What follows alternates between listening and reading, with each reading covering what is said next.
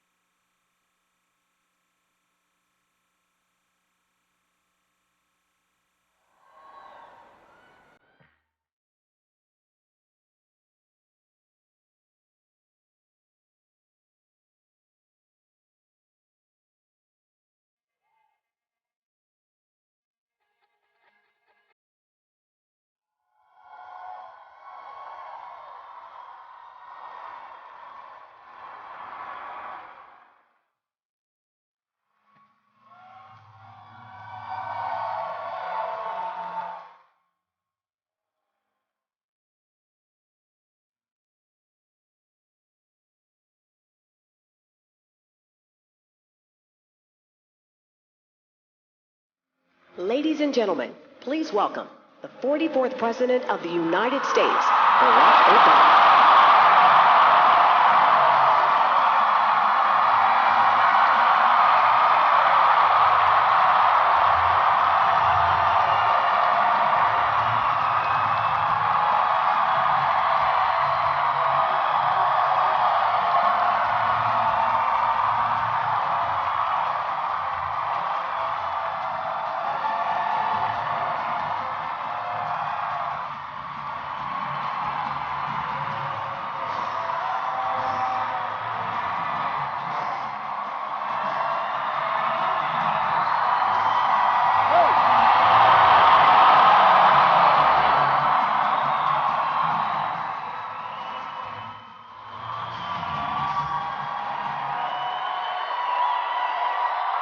Hello, Chicago.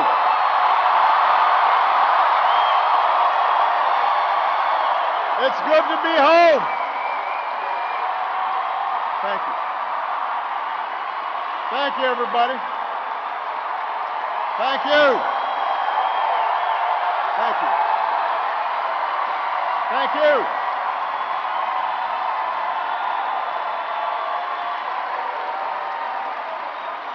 Thank you so much. Thank you. Thank you. Thank you. It's good to be home. Thank you. Thank you. Thank you.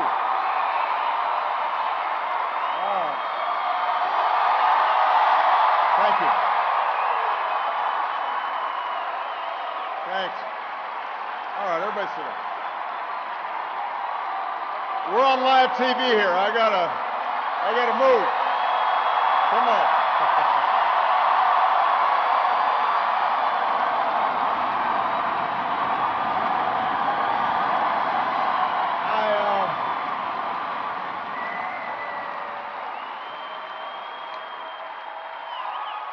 You can tell that I'm.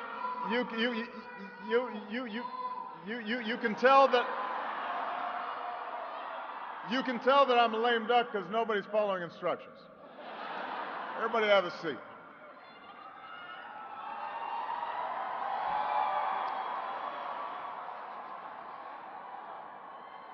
My fellow Americans,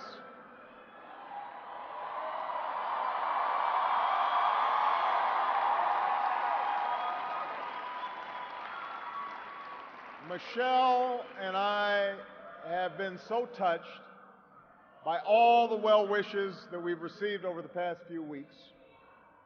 But tonight it's my turn to say thanks. Whether we have seen eye to eye or rarely agreed at all,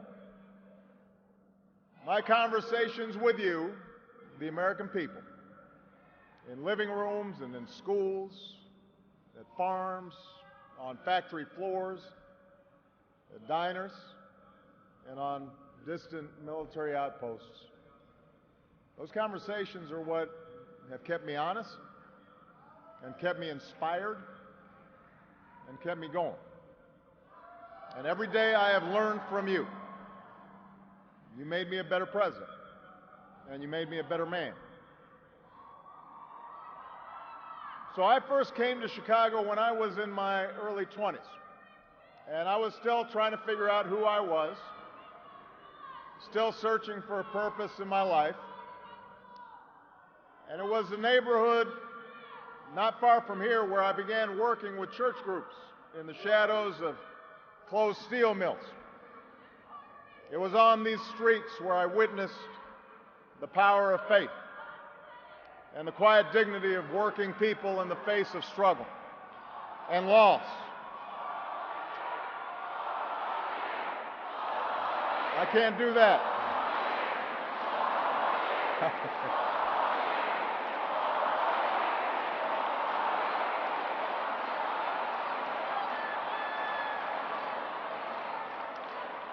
Now, this is where I learned that change only happens when ordinary people get involved and they get engaged and they come together to demand it.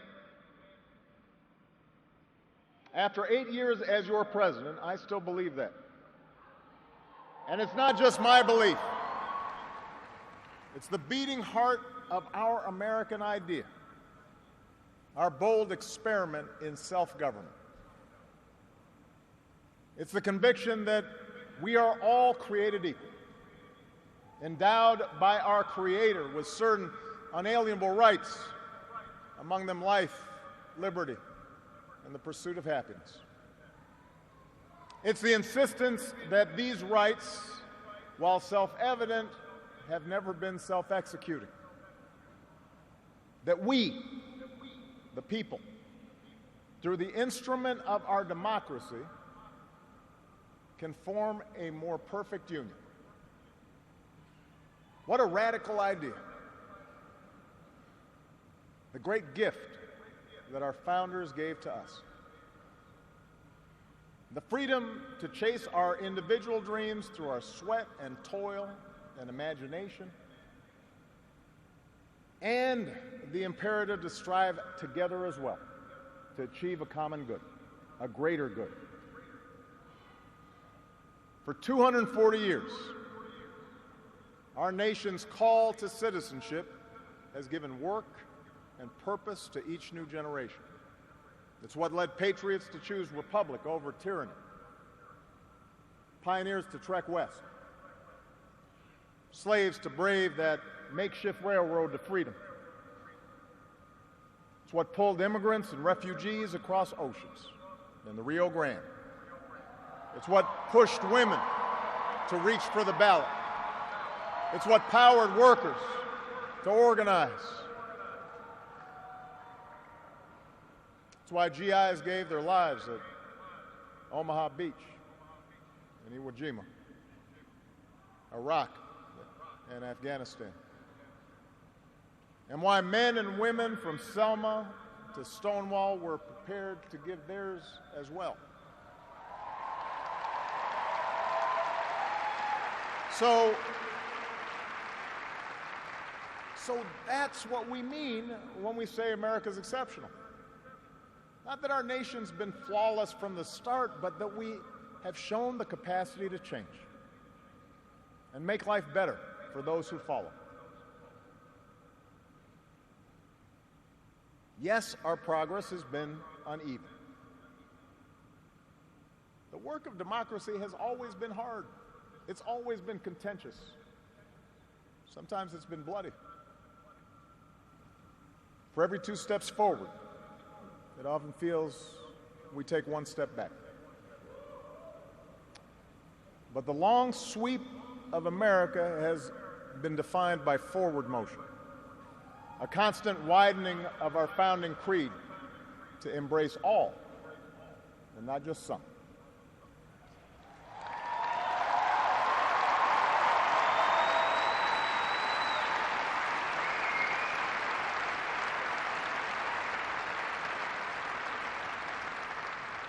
If I had told you 8 years ago that America would reverse a Great Recession, reboot our auto industry, and unleash the longest stretch of job creation in our history,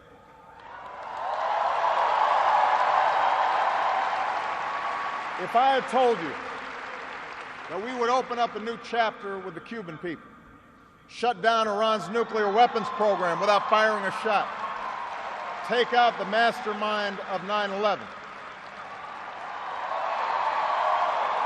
if I had told you that we would win marriage equality and secure the right to health insurance for another 20 million of our fellow citizens,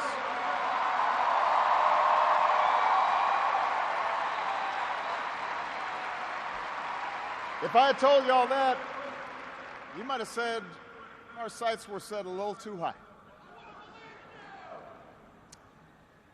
But that's what we did.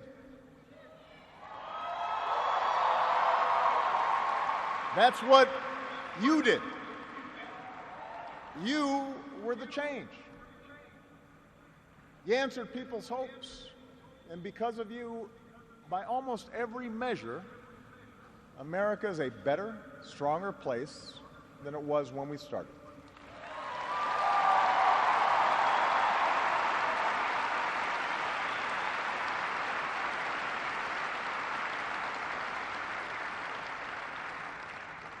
In 10 days, the world will witness a hallmark of our democracy. No. The peaceful transfer of power from one freely elected president to the next.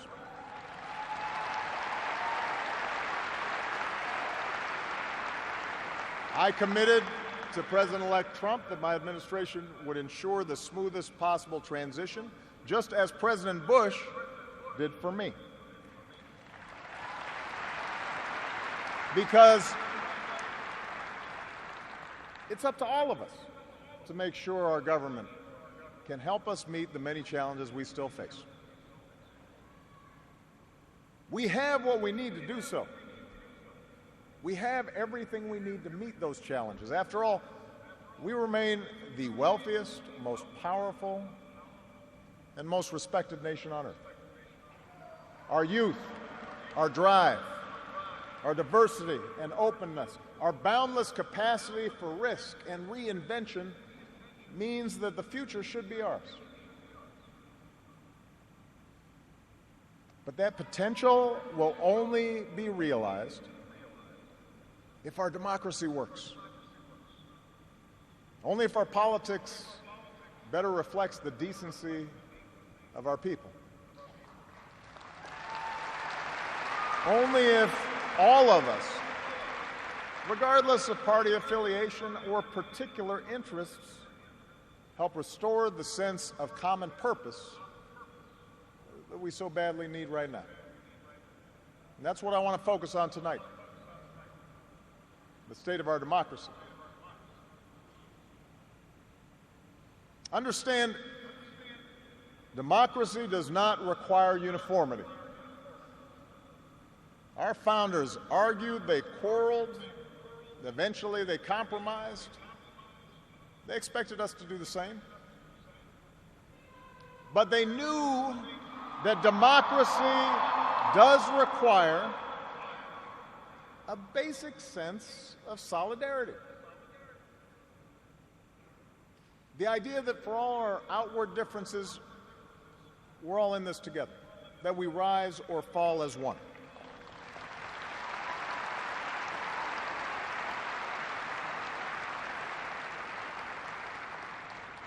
There have been moments throughout our history that threatened that solidarity. And the beginning of this century has been one of those times. A shrinking world, growing inequality, demographic change, and the specter of terrorism. These forces haven't just tested our security and our prosperity, but are testing our democracy as well. And how we meet these challenges to our democracy will determine our ability to educate our kids and create good jobs and protect our homeland. In other words, it will determine our future. To begin with, our democracy won't work without a sense that everyone has economic opportunity. And the good news is that today the economy is growing again. Wages, incomes, home values, and retirement accounts are all rising again. Poverty is falling again.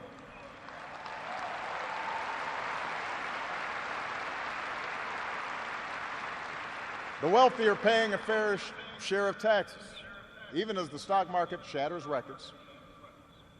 The unemployment rate is near a 10-year low. The uninsured rate has never, ever been lower.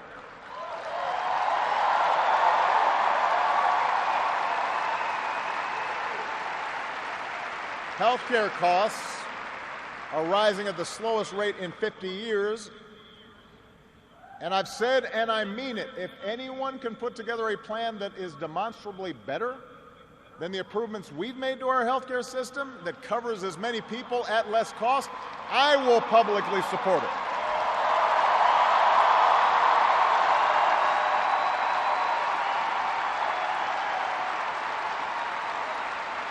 Because that, after all, is why we serve.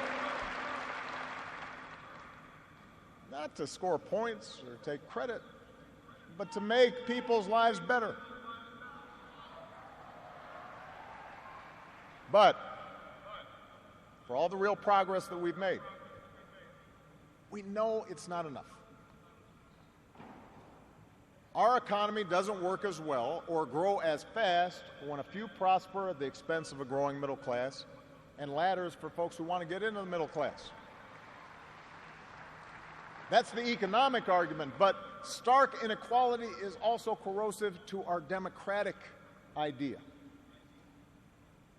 While the top 1% has amassed a bigger share of wealth and income, too many of our families in inner cities and in rural counties have been left behind. The laid-off factory worker, the waitress or healthcare worker who's just barely getting by and struggling to pay the bills, convinced that the game is fixed against them, that their government only serves the interests of the powerful. That's a recipe for more cynicism and polarization in our politics. Now, there are no quick fixes to this long-term trend.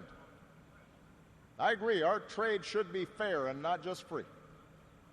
But the next wave of economic dislocations won't come from overseas.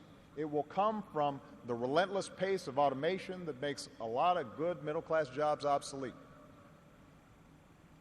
And so we're going to have to forge a new social compact to guarantee all our kids the education they need, to give workers the power to unionize for better wages, to update the social safety net to reflect the way we live now, and make more reforms to the tax code so corporations and individuals who reap the most from this new economy don't avoid their obligations to the country that's made their very success possible.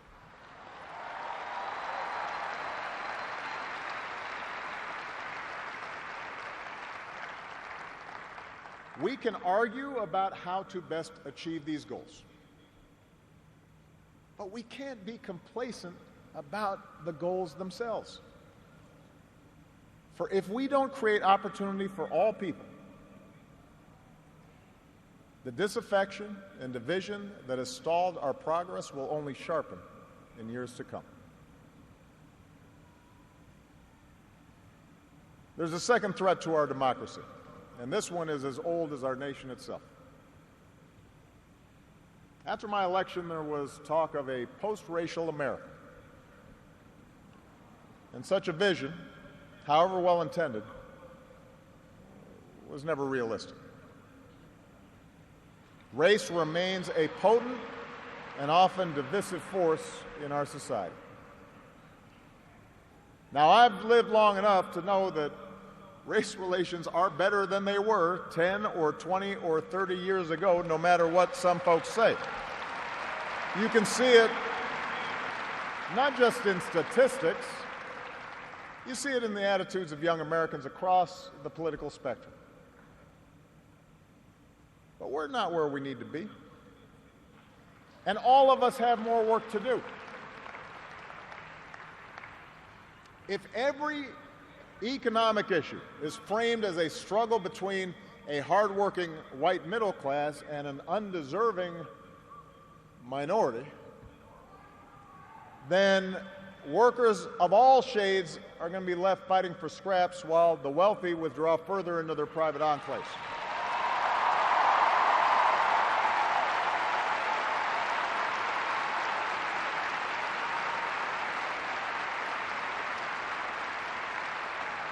If we're unwilling to invest in the children of immigrants just because they don't look like us, we will diminish the prospects of our own children, because those brown kids will represent a larger and larger share of America's workforce.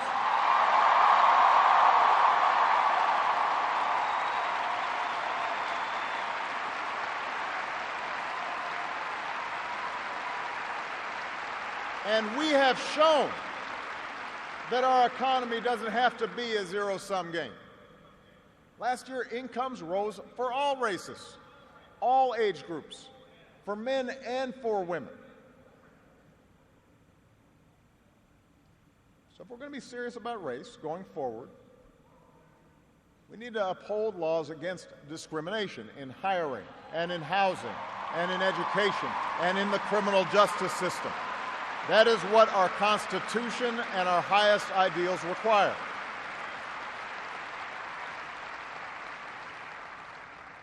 But laws alone won't be enough. Hearts must change. They won't change overnight.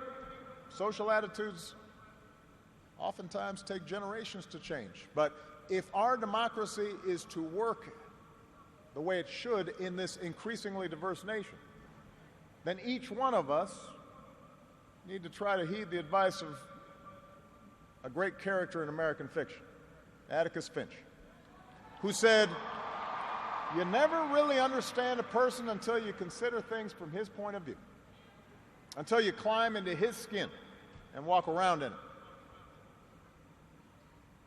For blacks and other minority groups, that means tying our own very real struggles for justice to the challenges that a lot of people in this country face.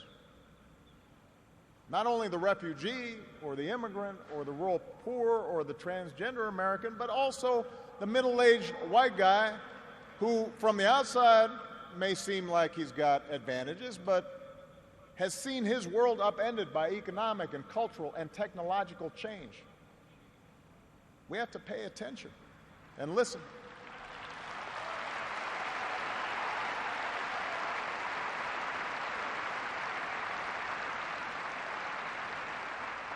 For white Americans, it means acknowledging that the effects of slavery and Jim Crow didn't suddenly vanish in the 60s.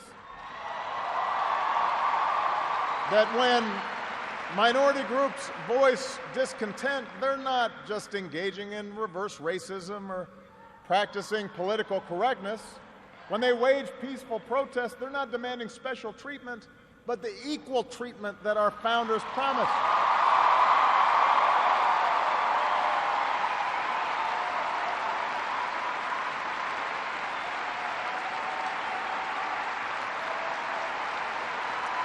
For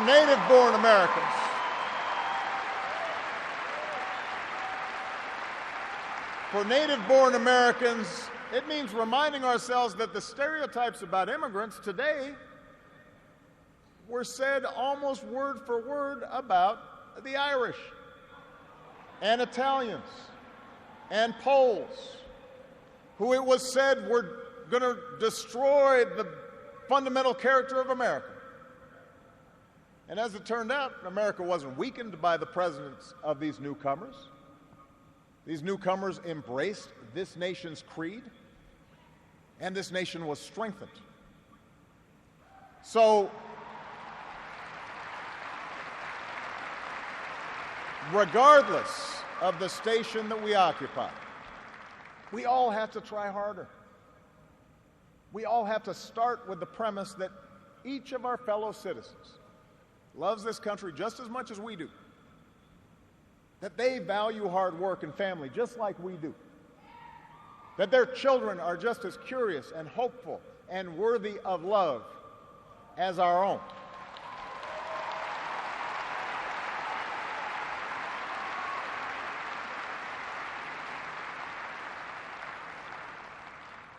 And that's not easy to do.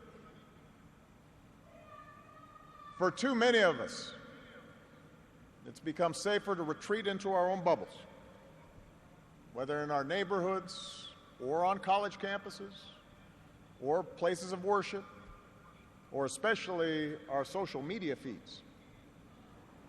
Surrounded by people who look like us and share the same political outlook and never challenge our assumptions. And the rise of naked partisanship and increasing economic and regional stratification, the splintering of our media into a channel for every taste, all this makes this great sorting seem natural, even inevitable. And increasingly, we become so secure in our bubbles that we start accepting only information, whether it's true or not, that fits our opinions, instead of basing our opinions on the evidence that is out there.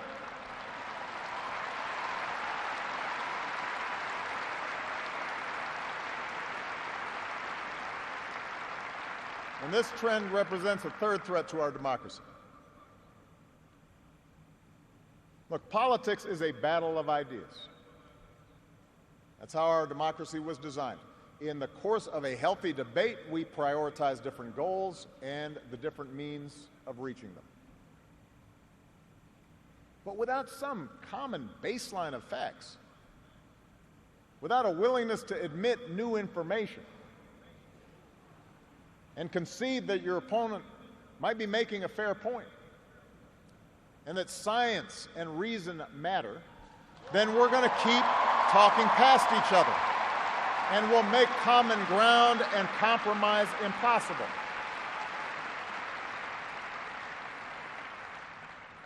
And isn't that part of what so often makes politics dispiriting? How can elected officials rage about deficits when we propose to spend money on preschool for kids, but not when we're cutting taxes for corporations? How do we excuse ethical lapses in our own party, but pounce when the other party does the same thing? It's not just dishonest, this selective sorting of the facts. It's self-defeating. Because, as my mom used to tell me, reality has a way of catching up with you.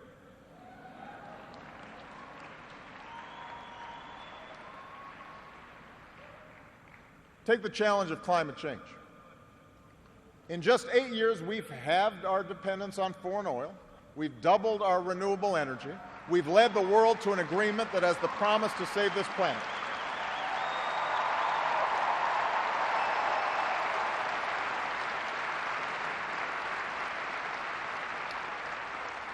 But without bolder action, our children won't have time to debate the existence of climate change. They'll be busy dealing with its effects. More environmental disasters, more economic disruptions, waves of climate refugees seeking sanctuary.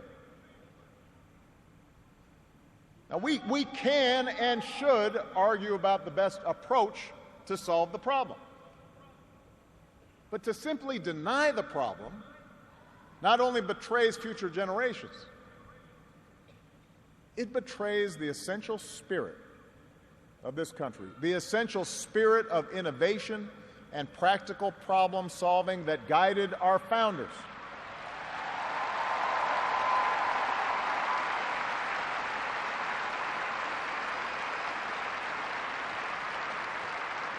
It is that spirit born of the Enlightenment that made us an economic powerhouse. The spirit that took flight at Kitty Hawk and Cape Canaveral. The spirit that cures disease and put a computer in every pocket. It's that spirit, a faith in reason and enterprise, and the primacy of right over might that allowed us to resist the lure of fascism and tyranny during the Great Depression, that allowed us to build a post-World War II order with other democracies, an order based not just on military power or national affiliations, but built on principles: the rule of law, human rights, freedom of religion and speech and assembly, and an independent press.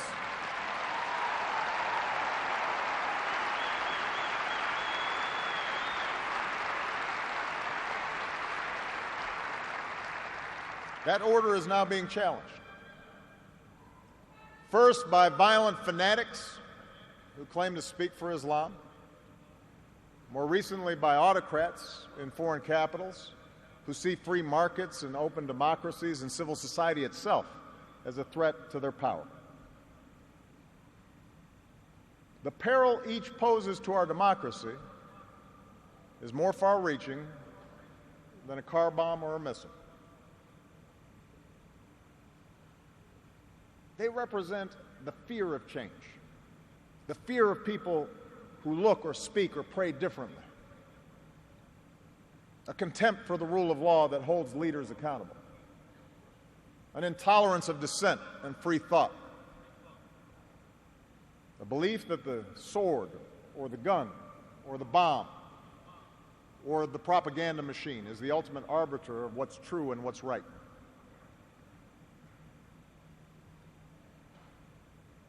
Because of the extraordinary courage of our men and women in uniform, because of our intelligence officers and law enforcement and diplomats who support our troops,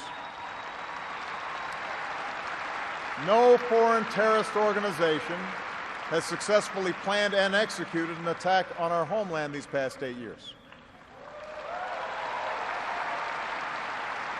And although Boston and Orlando and San Bernardino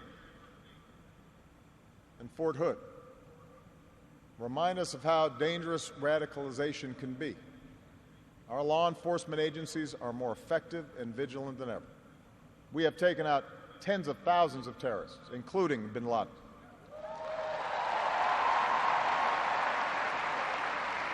The global coalition we're leading against ISIL has taken out their leaders and taken away about half their territory. ISIL will be destroyed, and no one who threatens America will ever be safe. And to all who serve or have served, it has been the honor of my lifetime to be your commander-in-chief. And we all owe you a deep debt of gratitude.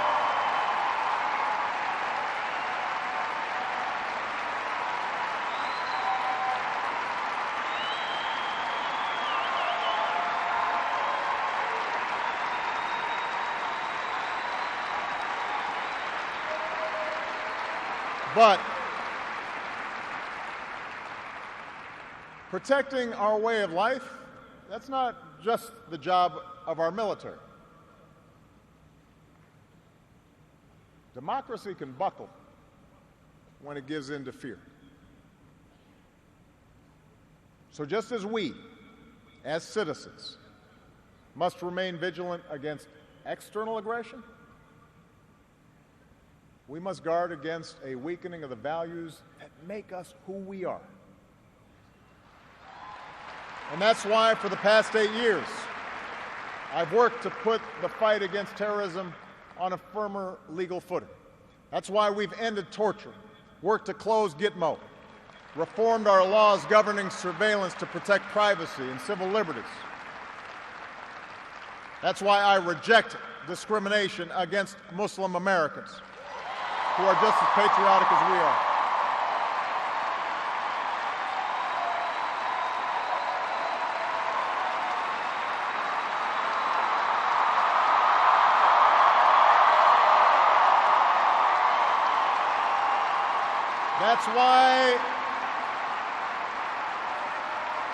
That's why we cannot withdraw.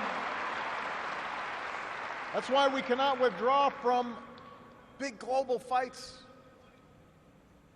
to expand democracy and human rights and women's rights and LGBT rights no matter how imperfect our efforts, no matter how expedient ignoring such values may seem, that's part of defending America.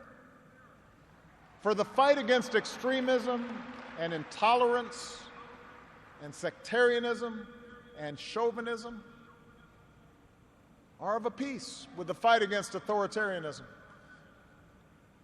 and nationalist aggression. If the scope of freedom and respect for the rule of law shrinks around the world, the likelihood of war within and between nations increases, and our own freedoms will eventually be threatened.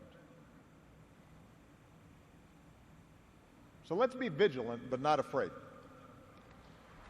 ISIL will try to kill innocent people,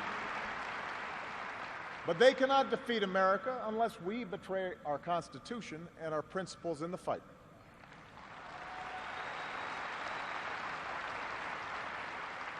Rivals like Russia or China cannot match our influence around the world unless we give up what we stand for and turn ourselves into just another big country that bullies smaller neighbors.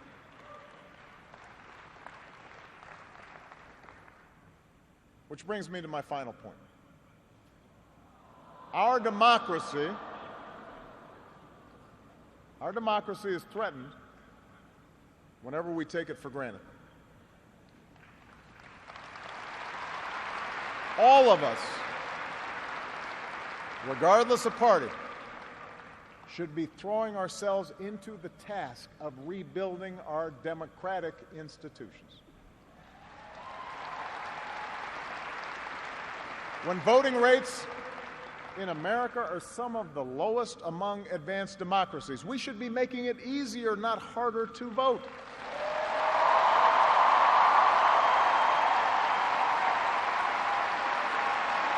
When trust in our institutions is low,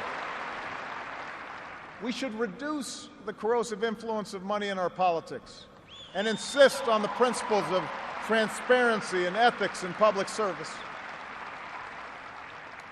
When Congress is dysfunctional, we should draw our congressional districts to encourage politicians to cater to common sense and not rigid extremes.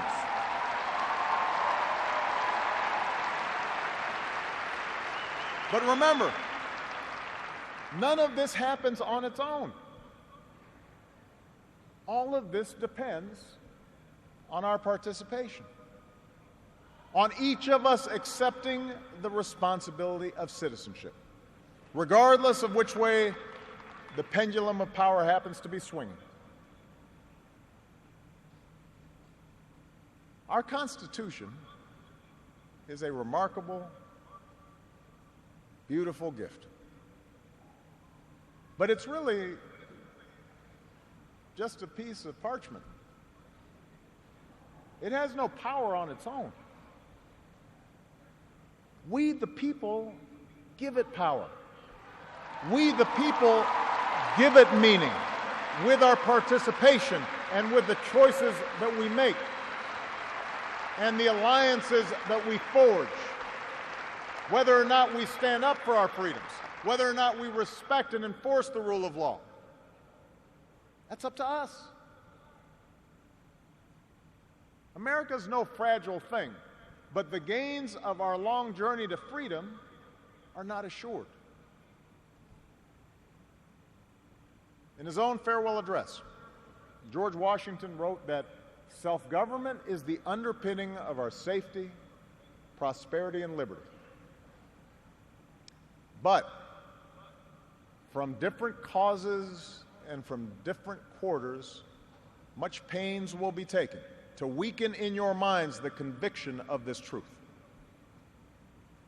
And so we have to preserve this truth with jealous anxiety that we should reject the first dawning of every attempt to alienate any portion of our country from the rest, or to enfeeble the sacred ties that make us one.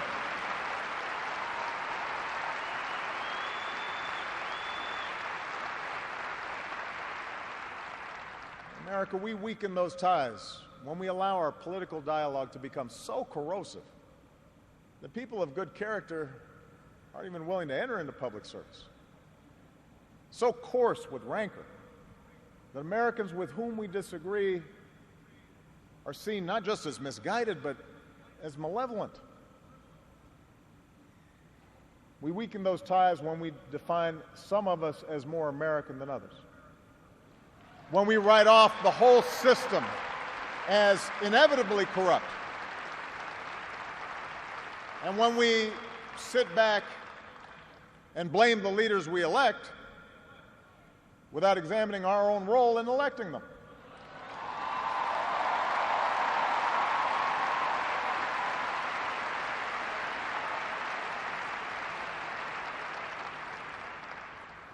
It falls to each of us to be those anxious, jealous guardians of our democracy, to embrace the joyous task we've been given, to continually try to improve this great nation of ours. Because for all our outward differences, we in fact all share the same proud title, the most important office in a democracy: citizen. Citizen.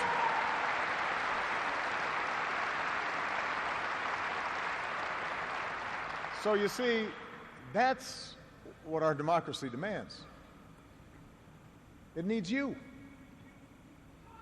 Not just when there's an election, not just when your own narrow interest is at stake, but over the full span of a lifetime. If you're tired of arguing with strangers on the internet, try talking with one of them in real life.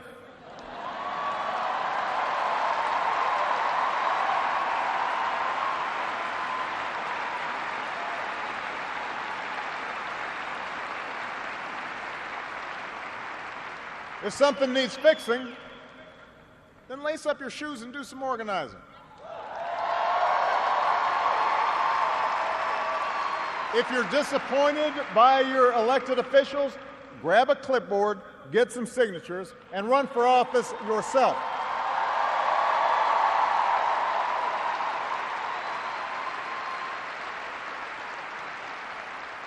Show up. Dive in. Stay at it. Sometimes you'll win. Sometimes you'll lose. Presuming a reservoir of goodness in other people, that can be a risk. And there will be times when the process will disappoint you.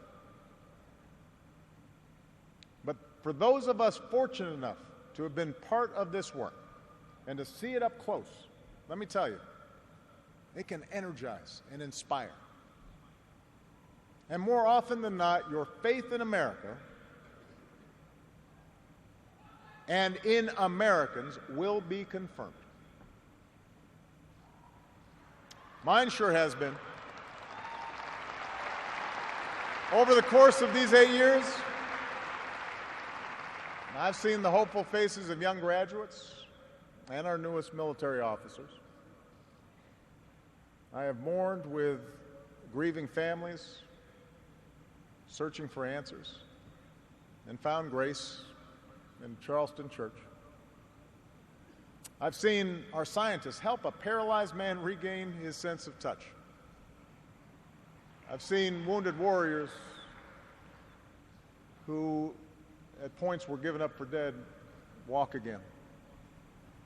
I've seen our doctors and volunteers rebuild after earthquakes and stop pandemics in their tracks. I've seen the youngest of children remind us through their actions and through their generosity of our obligations to care for refugees or work for peace. And above all, to look out for each other.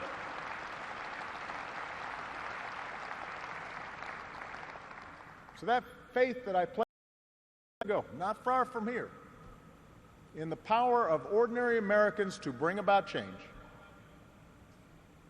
That faith has been rewarded in ways I could not have possibly imagined. And I hope your faith has too. Some of you here tonight or watching at home, you were there with us in 2004, in 2008, 2012.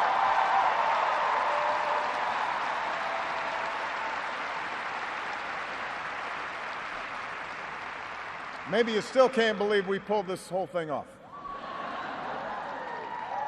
Let me tell you, you're not the only ones. Michelle,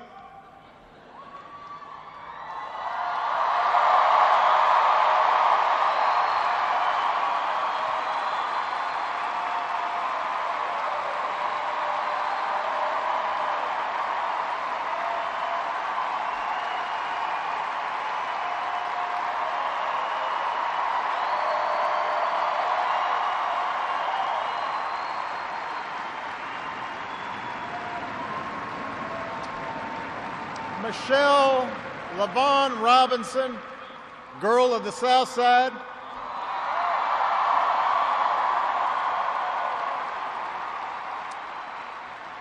For the past 25 years, you have not only been my wife and mother of my children, you have been my best friend.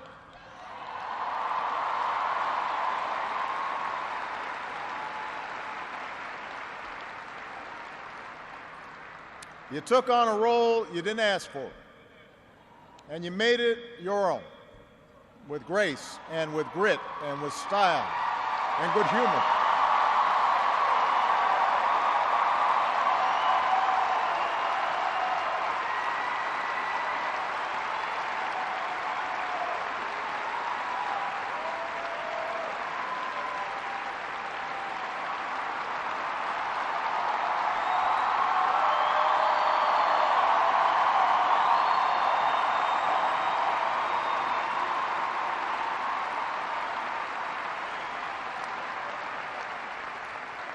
You made the White House a place that belongs to everybody.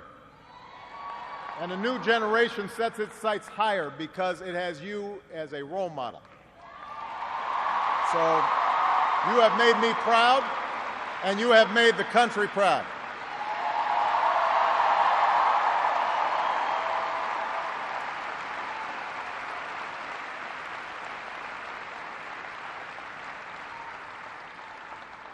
Malia and Sasha, under the strangest of circumstances, you have become two amazing young women.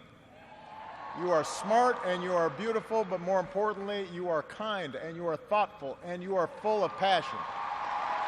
And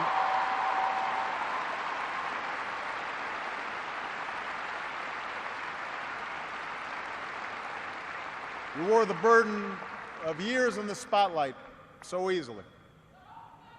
Of all that I have done in my life, I am most proud to be your dad.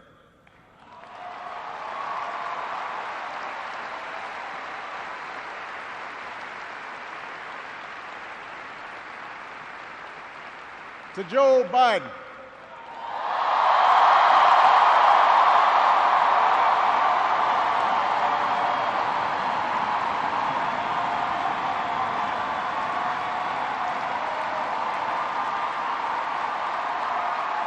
the scrappy kid from Scranton who became Delaware's favorite son. You were the first decision I made as a nominee, and it was the best. Not just because you have been a great vice president, but because in the bargain I gained a brother. And we love you and Jill like family, and your friendship has been one of the great joys of our lives.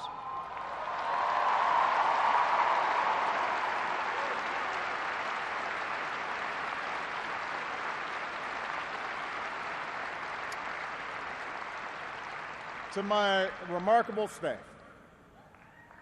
for 8 years, and for some of you a whole lot more, I have drawn from your energy. And every day I try to reflect back what you displayed: heart and character and idealism. I've watched you grow up, get married, have kids, start incredible new journeys of your own. Even when times got tough and frustrating, you never let Washington get the better of you. You guarded against cynicism. And the only thing that makes me prouder than all the good that we've done is the thought of all the amazing things that you are going to achieve from here.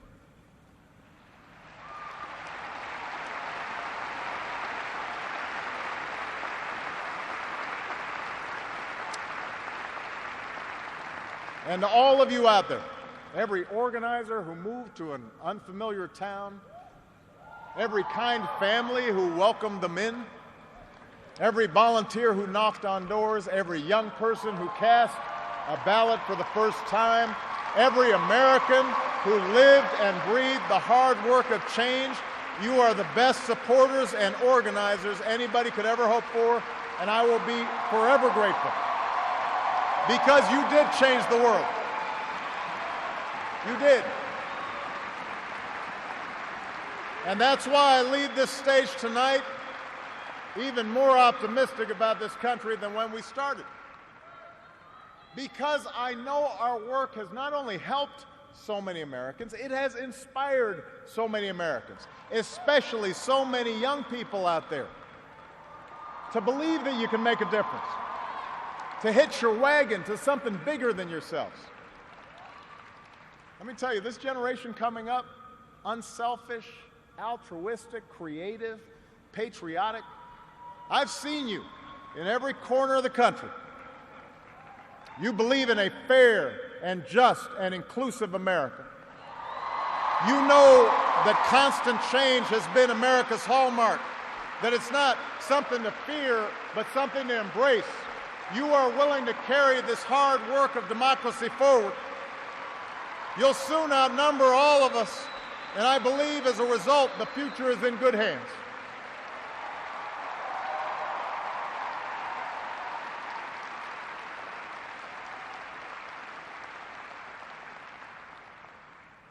My fellow Americans,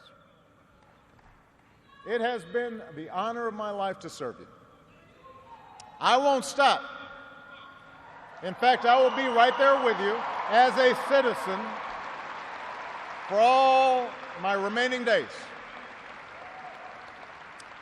But for now, whether you are young or whether you're young at heart, I do have one final ask of you as your president. The same thing I asked when you took a chance on me 8 years ago. I'm asking you to believe, not in my ability to bring about change, but in yours. I'm asking you to hold fast to that faith written into our founding documents, that idea whispered by slaves and abolitionists, that spirit sung by immigrants and homesteaders and those who marched for justice, that creed reaffirmed by those who planted flags from foreign battlefields to the surface of the moon. A creed at the core of every American whose story is not yet written. Yes, we can. Yes, we did. Yes, we can. Thank you. God bless you. May God continue to bless the United States of America. Thank you.